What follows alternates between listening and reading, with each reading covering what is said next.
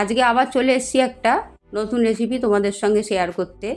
রেসিপিটা হলো মুসুর ডালের।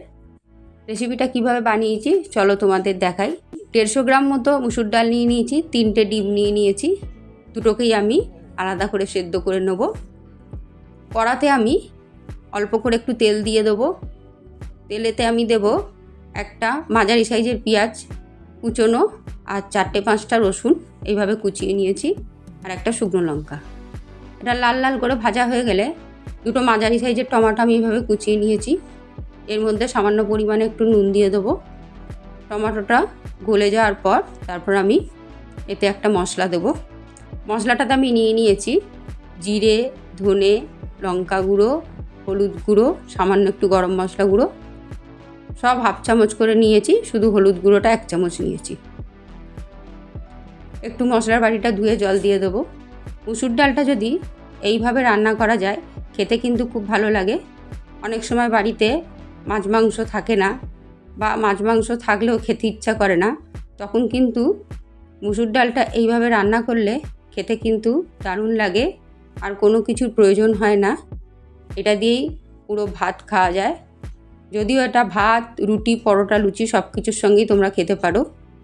ডালটা ঢেলে ভালো করে নাড়াচাড়া করে আমি সামান্য পরিমাণে একটু নুন দিয়ে দেবো। টমেটো দেওয়ার সময় আমি একটু নুন দিয়েছি, তাই এখন নুনটা একদম পরিমাণ মতো দেবো। তোমরা তোমাদের স্বাদ মতো নুন দিও।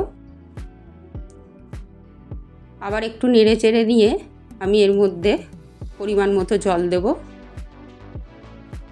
এই রান্নাটা একটু ডালটা থকথকে মতো হয়, তাই জলের পরিমাণটা খুব বেশি দিতে লাগে না। বন্ধুরা, তোমাদের আমার রেসিপিগুলো কেমন লাগে অবশ্যই আমাকে একটু কমেন্টে জানিও। আর তোমাদের রেসিপিগুলো যদি ভালো লেগে থাকে তাহলে অবশ্যই লাইক, শেয়ার আর আমার চ্যানেলটাকে সাবস্ক্রাইব করো। তোমরা পাশে থাকলে আমি অনেক দূর এগোতে পারবো, আর তোমাদের জন্য আবার নতুন নতুন করে রেসিপি নিয়ে আসতে পারবো। ধনেপাতা আর কাঁচা লঙ্কাটা দিয়ে দিয়েছি। এইবারে আমি যে ডিম 3টে নিয়েছিলাম সেগুলোকে এইভাবে 4 পিস করে লম্বা করে কেটে নিয়েছি। ডালে দিয়ে খুব আলতোভাবে নাড়বো। তবে মুসুর ডালটা বাড়িতে রান্না করে অবশ্যই তোমরা খেও, দেখো খেতে কিন্তু ভীষণ ভালো লাগে। নামাবার আগে একটু ঘি দিয়ে নামিয়ে নেব।